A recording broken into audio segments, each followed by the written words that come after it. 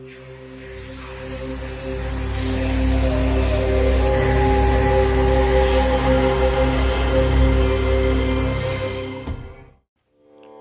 ಸಾಯಿ ಗುರುಭ್ಯೋ ನಮಃ. ನಮಸ್ತುಭ್ಯಂ. ಈ ಕಾರ್ಯಕ್ರಮವನ್ನು ನೋಡ್ತಿರುವಂಥ ಪ್ರತಿಯೊಬ್ಬರಿಗೂ ಕೂಡ ಹಾರ್ದಿಕ ಶುಭಾಶಯಗಳು. ಜ್ಯೋತಿಷ್ಯ ಶಾಸ್ತ್ರದ ಪ್ರಕಾರ ವಿವಾಹ ವಿಳಂಬಕ್ಕೆ ಕಾರಣಗಳೇನು ಅನ್ನೋದನ್ನು ಅನೇಕ ಎಪಿಸೋಡ್ಗಳನ್ನ ನಾನು ಮಾಡಿ ತಮಗೆ ಕಳಿಸ್ಕೊಟ್ಟಿದ್ದೀನಿ, ನೋಡಿದ್ದೀರಿ ತಾವು ಕೂಡ. ಸಾಕಷ್ಟು ವ್ಯೂಸ್ ಬಂದಿದೆ ಮತ್ತು ಕಾಮೆಂಟ್ಸ್ಗಳು ಕೂಡ ತುಂಬ ಕಾಮೆಂಟ್ಸ್ಗಳು ಹಾಕಿದ್ರಿ. ಪ್ರತಿಯೊಂದು ಕಾಮೆಂಟ್ಸ್ಗೂ ಉತ್ತರ ಕೊಡಲಿಕ್ಕೆ ಆಗ್ತಾಯಿಲ್ಲ ನಮಗೆ. ಅಲ್ಲಿ ನಂಬರ್ ಬರುತ್ತೆ, ಆ ನಂಬರ್ಗೆ ನೀವು ಕಾಲ್ ಮಾಡಿ ಇನ್ಫಾರ್ಮೇಷನ್ನ ಕೊಡ್ಬೋದು. ಎರಡನೇದಾಗಿ ಈ ಚಾನಲ್ನ ನೀವು ದಯಮಾಡಿ ಸಬ್ಸ್ಕ್ರೈಬ್ ಮಾಡಿ. ನಮಗೂ ಸ್ವಲ್ಪ ಉತ್ಸಾಹ ಇರುತ್ತೆ, ಒಳ್ಳೊಳ್ಳೆ ಕಾರ್ಯಕ್ರಮಗಳನ್ನ ಕೊಡಬೇಕು. ಚಿಕ್ಕದಾಗಿ ಒಳ್ಳೊಳ್ಳೆ ಕಾರ್ಯಕ್ರಮಗಳನ್ನ ನಾವು ಕೊಡಬಹುದಲ್ವ. ಶೇರ್ ಮಾಡಿ, ಅದು ಇನ್ನೊಬ್ರಿಗೂ ತಲುಪಲಿ. ಜೊತೆಗೆ ಬೆಲ್ ಐಕಾನ್ ಇದೆ, ಹಾಕಿ. ನಾವು ಪ್ರೋಗ್ರಾಮ್ನ ಅಪ್ಲೋಡ್ ಮಾಡಿದ ತಕ್ಷಣ ತಮ್ಮ ಹತ್ರ ಬಂದು ನಿಲ್ಲುತ್ತೆ. ಲೈಕು ಕೂಡ ಮಾಡಿ. ಹೆಚ್ಚು ಲೈಕ್ ಇದ್ದರೆ ನಮಗೆ ತುಂಬ ಉತ್ಸಾಹ ಜಾಸ್ತಿ ಆಗುತ್ತೆ. ಇವತ್ತು ವೆರಿ ಸಿಂಪಲ್ಲಾಗಿ ವಾಸ್ತು ಕೂಡ ವಿವಾಹ ವಿಳಂಬಕ್ಕೆ ಕಾರಣವಾಗುತ್ತಾ ಅಂತ.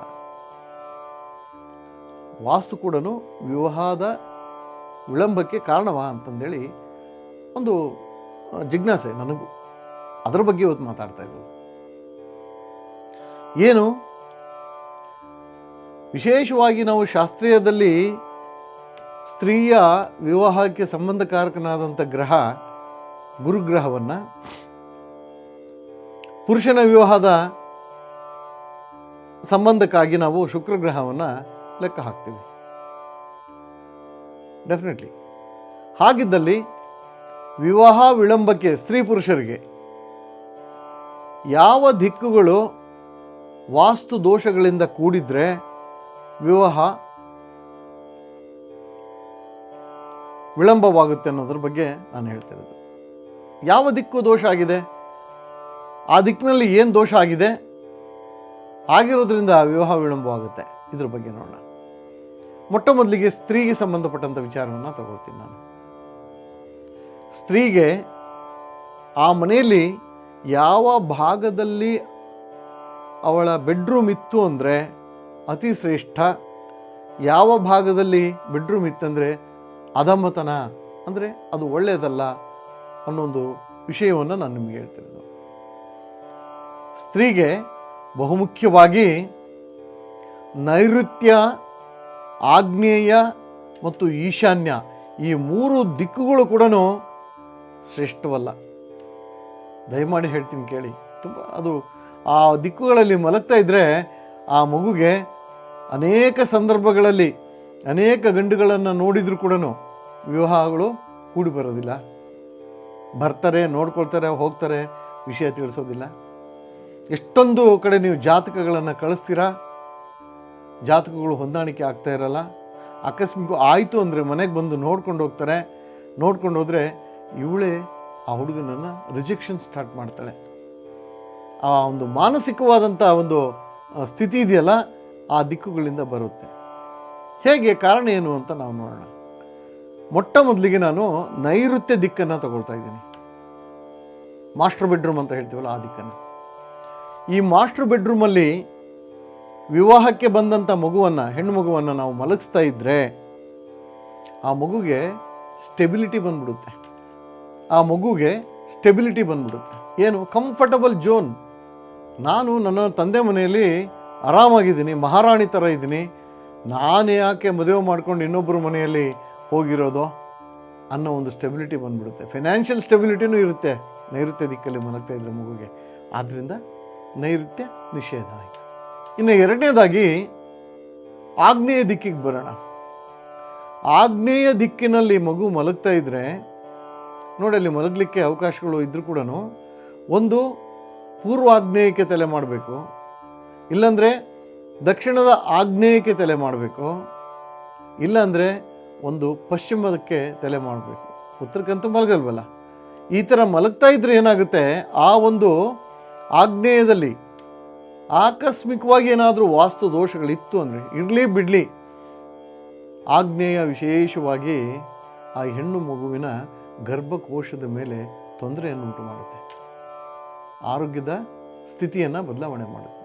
ಕಾರಣ ಏನು ಅಂದರೆ, ಯಾವಾಗ ಇವರಿಗೆ ಮೆನ್ಸ್ಟ್ರಿಯಲ್ ಕೋರ್ಸ್ ಅಂತ ಪ್ರತಿ ತಿಂಗಳು ಬರುವಂಥ ಒಂದು ನೈಸರ್ಗಿಕ ಕ್ರಿಯೆ ಇದೆಯಲ್ಲ, ಅದು ಕಾಲಕ್ರಮೇಣ ಕೆಡ್ತಾ ಹೋಗುತ್ತೆ, ಡಿಲೇ ಆಗ್ತಾ ಹೋಗುತ್ತೆ. ಯಾವಾಗ ಅದು ಡಿಲೇ ಆಗುತ್ತೋ ಅವರು ಮಾನಸಿಕ ತಳಮಳ ಹೆಚ್ಚಾಗ್ತಾ ಹೋಗುತ್ತೆ. ದೈಹಿಕವಾಗಿಯೇ ಅವರು ತುಂಬ ಸ್ಟ್ರಾಂಗ್ ಇಲ್ಲದೆ ಇರುವಾಗ ಇನ್ನು ಮಾನಸಿಕತೆ ಗೊತ್ತಲ್ವಾ. ಹೀಗಿದ್ದಾಗ ಯಾವುದೇ ಗಂಡು ಬಂದರೂ ಕೂಡ ಅವ್ರು ಹೇಳೋದು ಒಂದೇ, ನನ್ನ ಆರೋಗ್ಯನೇ ಸರಿ ಇಲ್ಲ, ಮದುವೆ ಮಾಡ್ಕೊಂಡು ನಾನು ಏನು ತಾನೇ ಮಾಡೋಕ್ಕಾಗುತ್ತೆ, ನನಗೆ ಮೊದಲು ಆರೋಗ್ಯ ಸರಿಯಾಗಲಿ ಆಮೇಲೆ ನೋಡಿದ್ರಾಯ್ತು. ಹೀಗೆ ಮುಂದೂಡ್ತಾನೆ ಹೋಗ್ತಾರೆ. ಅದು ತಂದೆ ತಾಯಿಗಳಿಗೆ ಎಷ್ಟು ನೋವು ಅಂತ ಗೊತ್ತಾ ನಿಮಗೆ? ಗೊತ್ತಿಲ್ಲ. ಆದ್ದರಿಂದ ಆಗ್ನೇಯ ದಿಕ್ಕಿನಲ್ಲಿ ಬೆಳೆದು ಬಂದಂಥ ಮದುವೆಗೆ ಬಂದಂಥ ಹೆಣ್ಣು ಮಗುವನ್ನು, ಯಾವುದೇ ಹೆಣ್ಣು ಮಗುವನ್ನು ಮಲಗಿಸ್ಬೇಡಿ. It's not good. 13 ವರ್ಷದ ಅಥವಾ 12 ವರ್ಷದ ಕೆಳಗಿನ ಹೆಣ್ಣು ಮಕ್ಕಳು ಮಲ್ಕೊಂಡ್ರೆ ತೊಂದರೆ ಇಲ್ಲ, ತದನಂತರ ಬೇಡ, ದಯಮಾಡಿ ಬೇಡ. ಸೊ ಆಗ್ನೇಯ ದಿಕ್ಕು ಈ ರೀತಿಯ ಪರಿಕಲ್ಪನೆಯನ್ನು ಉಂಟು ಮಾಡುತ್ತೆ. ಇನ್ನು ಬಹಳ ವಿಶೇಷವಾಗಿ ನಾನು ಹೇಳ್ತಾ ಇರೋದು, ಈಶಾನ್ಯ ದಿಕ್ಕಿನಲ್ಲಿ ದೋಷಗಳಿದ್ದು ಅಥವಾ ದೋಷ ಇಲ್ಲದೇ ಇದ್ದು ಹೆಣ್ಣು ಮಗು, ಮದುವೆಗೆ ಬಂದಂಥ ಹೆಣ್ಣು ಮಗು ಈಶಾನ್ಯ ಮೂಲೆಯಲ್ಲಿ ಏನಾದರೂ ಮಲಗ್ತಾ ಇದ್ದರೆ ಅಲ್ಲಿ ಆ ಮಗುವಿಗೆ ಬೇಕಾದಂಥ ಗುರುಬಲ ನಾಶ ಹೊಂದುತ್ತೆ. ಹೇಗಂತ ಕೇಳ್ತೀರಾ? ತುಂಬ ವೈಜ್ಞಾನಿಕವಾದಂಥ ಕ್ರಿಯೆ ಇದು. ನೋಡಿ, ಗುರು ವಿವಾಹಕಾರಕನಾಗಿರ್ತಾನೆ ಸ್ತ್ರೀಗೆ. ಈ ಮಗು ಈಶಾನ್ಯ ಭಾಗದಲ್ಲಿ ಮಲಗ್ತಾ ಇರುತ್ತೆ. ಯಾವಾಗ ಅವರು ಪ್ರೈವೇಸಿ ಅಂತಂದು ಹೇಳ್ಬಿಟ್ಟು ಒಂದು ಸಪ್ರೇಟಾಗಿ ಟಾಯ್ಲೆಟ್ ಬಾತ್ರೂಮ್ ಕೂಡ ಆ ಒಂದು ಈಶಾನ್ಯ ಭಾಗದಲ್ಲಿ ಮಾಡಿರ್ಬೋದು, ಮಾಡದೇ ಇರಬಹುದು. ಆದರೂ ಕೂಡ ನಾನು ಈಗ ಹೇಳಿದ್ನಲ್ಲ, ನೈಸರ್ಗಿಕ ಕ್ರಿಯೆ, ಪ್ರತಿ ತಿಂಗಳ ನೈಸರ್ಗಿಕ ಕ್ರಿಯೆ ಇದೆಯಲ್ಲ, ಇದೇನು ಮಾಡುತ್ತೆ, ಆ ಗುರುವಿನ ತತ್ವಗಳಿಗೆ ಹಾನಿಯನ್ನು ಮಾಡುತ್ತೆ. ಯಾಕೆ ಈಗ ಹೇಳ್ತೀರಾ? ನಾವು ಈಶಾನ್ಯ ಅತಿ ಸೂಕ್ಷ್ಮವಾದಂಥ ಸ್ಥಳ ಅಂತ ನಾವು ಪರಿಗಣಿಸ್ತೀವಿ ವಾಸ್ತುವಿನಲ್ಲಿ. ನೈಋತ್ಯ ತುಂಬ ಸ್ಟ್ರಾಂಗೆಸ್ಟ್ ಪ್ಲೇಸ್ ಅದು.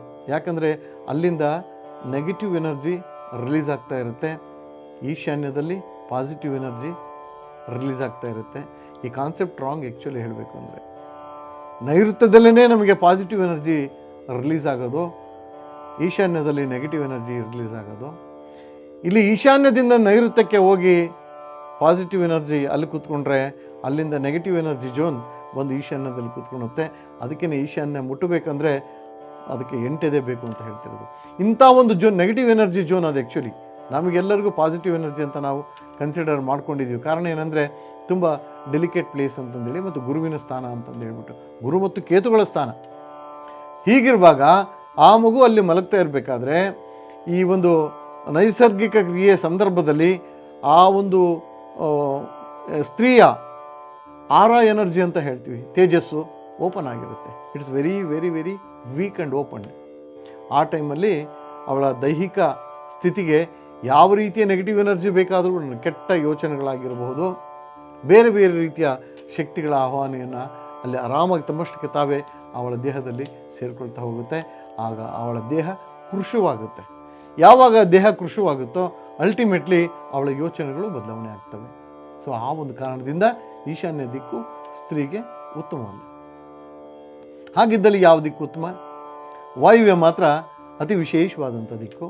ಚಂದ್ರ, ವಾಯುವ್ಯಕ್ಕೆ ಅಧಿಪತಿಯಾದಂಥವನು ಚಂದ್ರ ಮನೋಕಾರಕನಾಗಿರ್ತಾನೆ, ಉಲ್ಲಾಸವನ್ನು ಕೊಡುವಂತಹ ಚಂದ್ರನಾಗಿರ್ತಾನೆ. ಸೊ ವಿವಾಹಕ್ಕೆ ಬಂದಂಥ ಸ್ತ್ರೀ ಆ ಒಂದು ದಿಕ್ಕಲ್ಲಿ ಮಲಗ್ತಾ ಇದ್ದರೆ ಮಾನಸಿಕವಾಗಿ ಅವಳು ತುಂಬ ಆಹ್ಲಾದಕರವಾಗಿರ್ತಾಳೆ. ತನ್ನ ಮುಂದಿನ ಜೀವನವನ್ನು ಕಟ್ಕೊಳ್ಳಿಕ್ಕೆ ಬೇಕಾದಂಥ ಪತಿಯ ಸಂಗಾತಿಯನ್ನು ಹುಡುಕುವಂಥ ಒಂದು ಕ್ರಿಯೆಯಲ್ಲಿ ಅವಳಿರ್ತಾಳೆ. ಹಾಗಿದ್ದಲ್ಲಿ ನಾವು ವಾಯುವ್ಯ ದಿಕ್ಕಲ್ಲಿ ಸುಮ್ಮನೆ ಮಲಗ್ತಾ ಇದ್ರೆ ಸಾಕಾ? ಇಲ್ಲ. ವಾಯುವ್ಯ ದಿಕ್ಕಿಗೆ ಬೇಕಾದಂಥ ಕೆಲವೊಂದು ಬದಲಾವಣೆಗಳನ್ನ ನಾವು ಮಾಡಬೇಕು. ಆ ಒಂದು ರೂಮಲ್ಲಿ ಪಿಂಕ್ ಕಲರ್ಸ್ಗಳಾಗಿರ್ಬೋದು, ಡಿಫ್ರೆಂಟ್ ಡಿಸೈನ್ಸ್ ಆಗಿರ್ಬೋದು, ಅತಿ ಸುಮಧುರವಾದಂತಹ ಕೆಲವೊಂದು ಪೋಸ್ಟರ್ಗಳನ್ನ ಆ ದಿಕ್ಕಿನಲ್ಲಿ ಹಾಕಿರಬೇಕು. ನೆನ್ಪಿಟ್ಕೊಳ್ಳಿ, ವಾಯುವ್ಯದಲ್ಲಿ ದೋಷ ಆಗಿತ್ತು ಅಂದರೆ ಅಲ್ಲೂ ಕೂಡ ವಿವಾಹ ವಿಳಂಬವಾಗುತ್ತೆ. ಅವುಗಳೆಲ್ಲವಕ್ಕೂ ಸೊಲ್ಯೂಷನ್ ತಗೊಂಡ್ಬಿಟ್ಟು ಆ ಮಗು ಅಲ್ಲಿ ಮಲಗ್ತಾ ಇದ್ದರೆ ಕೆಲವು ಅಪ್ರಾಕ್ಸಿಮೇಟ್ ಒಂದು 8 ರಿಂದ 12 ತಿಂಗಳು, ಅಂದರೆ 1 ವರ್ಷದ ಒಳಗಡೆ ಆ ಮಗುಗೆ ಒಂದು ಉತ್ತಮವಾದಂಥ ವರ ಡೆಫಿನೆಟ್ಲಿ ಫಿಕ್ಸೇಷನ್ ಆಗುವಂಥ ಚಾನ್ಸಸ್ ಇರುತ್ತೆ. ಇದು ಬಹಳ ಮುಖ್ಯ. ಇದು ಸ್ತ್ರೀಗೆ. ಪುರುಷನಿಗೆ ಯಾವ ದಿಕ್ಕು? ಹಾಗಾದರೆ ಪುರುಷನಿಗೆ ವಿಶೇಷವಾಗಿ ಅಗ್ನಿ ದಿಕ್ಕು ನಿಷಿದ್ಧ, ವಾಯುವ್ಯ ದಿಕ್ಕು ನಿಷಿದ್ಧ. ಇವೆರಡೂ ನಿಷಿದ್ಧಗಳು. S, definitely. ಯಾಕಂದ್ರೆ ಅವನು ಶುಕ್ರಗ್ರಹಿಯಾಗಿರ್ತಾನೆ, ಶುಕ್ರಸ್ಥಿತಿಯಾಗಿರೋದ್ರಿಂದ ಅವನಿಗೆ ಈಶಾನ್ಯ ಬಹಳ ವಿಶಿಷ್ಟವಾದಂಥ ದಿಕ್ಕು. ಗುರುಸ್ಥಾನ, ಗುರು ಮತ್ತು ಶುಕ್ರರಲ್ಲಿ ಆ ಒಂದು ದೃಷ್ಟಿಕೋನದಲ್ಲಿ ಈಶಾನ್ಯ ಅತಿ ಶ್ರೇಷ್ಠವಾದಂಥದ್ದು. ಇನ್ನು ಎರಡನೇದು ಬಂದು ನೈಋತ್ಯ, ಇನ್ನೂ ಶ್ರೇಷ್ಠನೇ. ನೈಋತ್ಯದಲ್ಲಿ ಸ್ಟೆಬಿಲಿಟಿ ಬರುತ್ತೆ, ಒಂದು ಯಜಮಾನಿಕೆಯನ್ನು ಅನುಭವಿಸುವಂಥ ಶಕ್ತಿ ಬರುತ್ತೆ. ಆ ಸಂದರ್ಭದಲ್ಲಿ ನಾನು ಯಾಕೆ ನನ್ನ ಬಾಳ ಸಂಗಾತಿಯನ್ನು ಹುಡುಕಬಾರ್ದು ಅನ್ನೋ ಒಂದು ಮನೋಕ್ಲೇಶನಲ್ಲಿ ಮನೋಸ್ಥಿತಿ ಬೆಳೆಯುತ್ತೆ. ಆಗ ಅವನು ಡೆಫಿನೆಟ್ಲಿ ವಿವಾಹಕ್ಕೆ ಬೇಗನೆ ರೆಡಿ ಆಗ್ತಾನೆ. ಮನಸ್ಸಿಲ್ಲದೇ ಇದ್ದರೂ ಕೂಡ ಆ ಒಂದು ಜಾಗ, ಸ್ಥಾನಬಲ ಅವನನ್ನು ವಿವಾಹಕ್ಕೆ ರೆಡಿ ಮಾಡುತ್ತೆ. ಅದು ಅಷ್ಟೇ, ಕೇವಲ ಒಂದು ವರ್ಷಗಳ ಅವಧಿಯಲ್ಲಿ ಆ ಒಂದು, ಅಂದರೆ ನೈಋತ್ಯ ಭಾಗದಲ್ಲಿ ಸಾಧ್ಯವಾದಷ್ಟು ದೋಷಗಳು ಇರದೇ ಹಾಗೆ ನೋಡ್ಕೋಬೇಕು.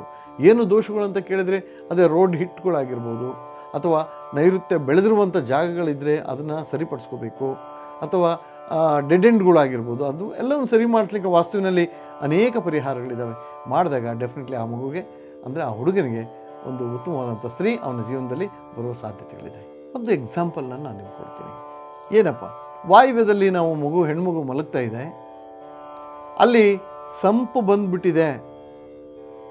ಹಾಗಿದ್ದಲ್ಲಿ ಸಂಪನ್ನು ಮುಚ್ಚಿಬಿಟ್ಟು ನಾವು ಬೇರೆ ಕಡೆ ಮಾಡಬೇಕು, ಬೇರೆ ಕಡೆ ಮಾಡಲಿಕ್ಕೆ ನಮಗೆ ಜಾಗನೇ ಇಲ್ಲ, ಸಂಪು ಬಂದಿದೆ, ಇಂಥದಕ್ಕೆ ಪರಿಹಾರ ಇಲ್ವೇ ಇಲ್ವಾ ಅಂತ ಕೇಳಬೇಡಿ.